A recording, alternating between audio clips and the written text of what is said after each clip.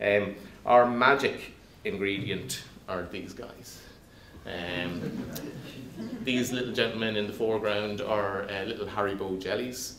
When we started to try and again, just to be different, we gave everybody a free gift. We were giving them a free pair of work socks. The work socks were costing us about €1 each. We were sending out, you know, I don't know, whatever, at the start, maybe 100 parcels a month. Nobody ever mentioned getting the socks. Nobody said thanks. I don't know whether they associated it with footwear thing or it was coming free. Nobody mentioned it. We ran out of the socks one particular month and said, geez, we have to stick in something. So Tesco's were clearing off. It was after Easter. Their Easter bunny buckets of Haribo sweets. So we bought those and we were sticking in, you know, the little party bags of Haribo. And within 2 days, 3 people had emailed to say, got my parcel, thanks very much, and love the sweets. if you go, you can check out our feedback score on Amazon. If you look on Germany, UK or France, and we have thousands of feedback scores, thankfully mostly positive, but if you look at them, practically 1 in 3 mention the Haribo sweets. We now buy the Haribo sweets directly from Haribo by pallet load. We were giving socks away costing €1. Nobody batted an eyelid, said anything. Because we're buying them in bulk now, these packets of sweets are costing us 3 cents each. And they've just made such an impression. And again, it's just a funny little thing to put it in. We make a joke about it's a tiny little bag. It's inversely proportional in size to the appreciation we have for you as a customer. But again, it's just, you know, people seem to enjoy that.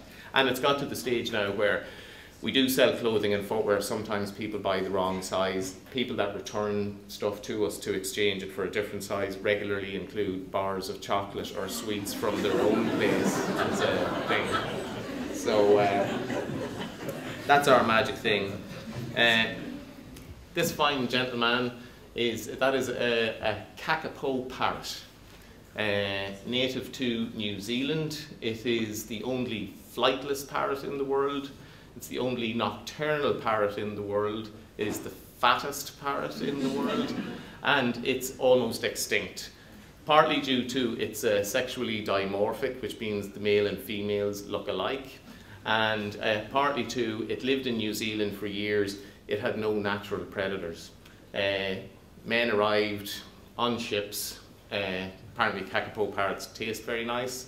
So they were off to a bad start. They're very curious. They will come up to people. Even as they were being wiped out wholesale, they would still come up to people. Rats, everything. They're almost extinct. I think there are 180 of them left. And to a degree, that's what retail can be. You're sitting, you know, sexually dimorphic kakapo parrots. Or you can change.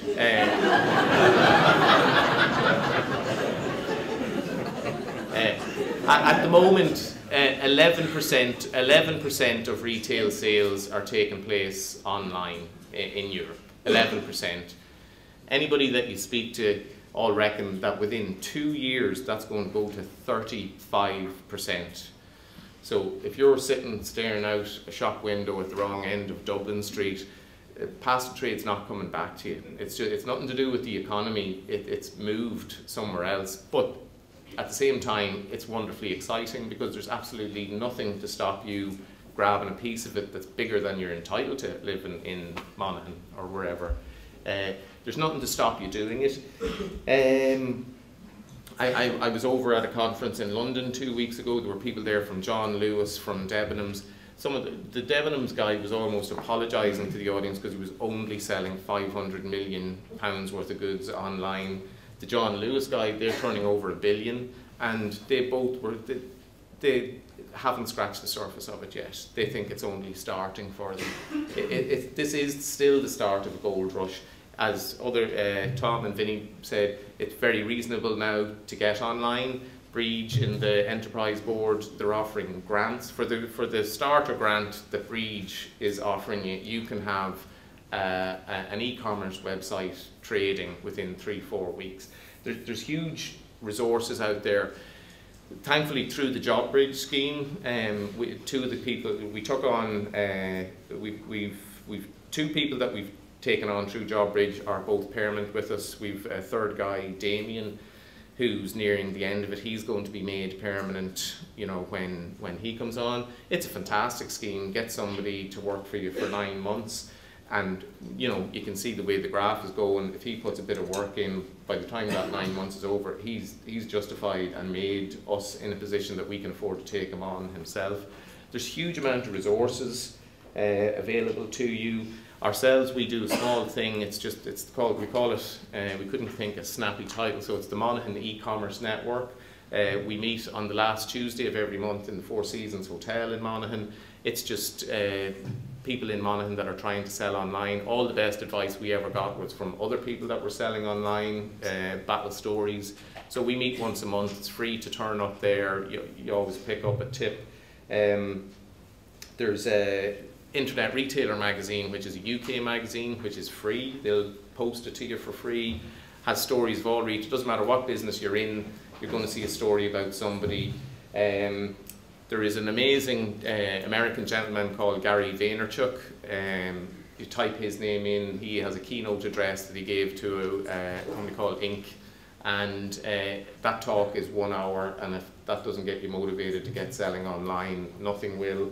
And there is a lot of people didn't put up their hand saying they didn't have a website, which I don't believe, but anyway, if you haven't started, or the one you have is rubbish and you want to start again, if there's a gentleman called Seth Godin, and he just has a 1-page article on his website about what your website should be, and it's just simple instructions. Don't leave it to a web designer to tell you what you need to do.